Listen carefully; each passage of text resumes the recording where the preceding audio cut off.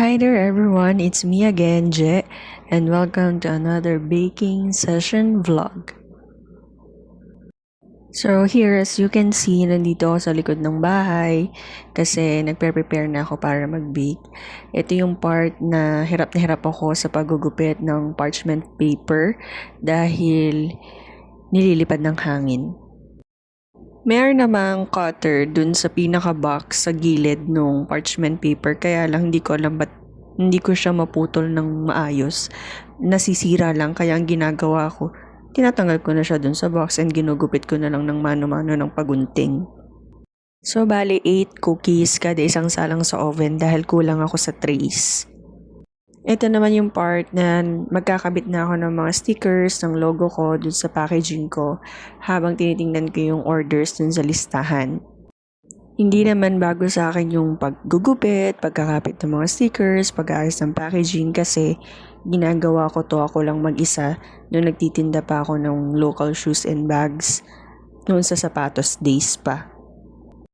So since it's my second time starting a small business, actually, pa fourth time ko na nga Kasi yung pangalawa, yung mga GA Thoughts Statement Shirt.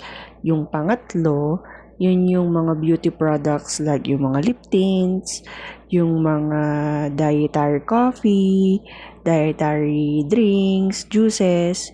So ito na siguro yung pa-fourth ko na. Kaya yung mga ganitong bagay like the packaging and all, pag-aayos, pag-print, pag-gugupit, gamay ko na yun.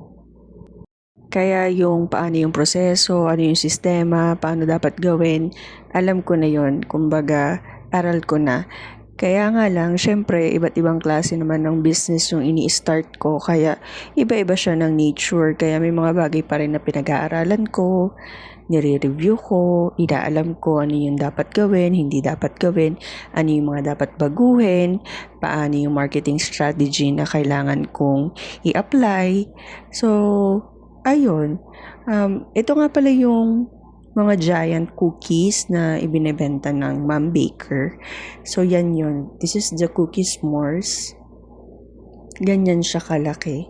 Yung mga kaninang nailabas na, yun yung ibang pang flavors, which is the classic chocolate and the other three. So, ito yun. Classic chocolate chip, double chocolate fudge, the Choco Marble Cookie, and the Cookie S'mores. So, yan ay palm size. Minsan, mas malaki pa siya sa palad ko. Lampas na siya dun sa packaging, kaya ginugupit ko na yung magkabilang gilid and itinetape ko na lang yung sa likod. So, here are the orders for today. There are actually 8 orders of giant cookies, but may humabol na 2 pang order, kaya naging 10 orders in all. Kaya ayan yon, and may lumabis pang isa. May umorder din naman. So here, delivery na tayo. Ito yung brother ko. Siya yung pinag-drive ko ng motor para mabilis kaming makapag-deliver.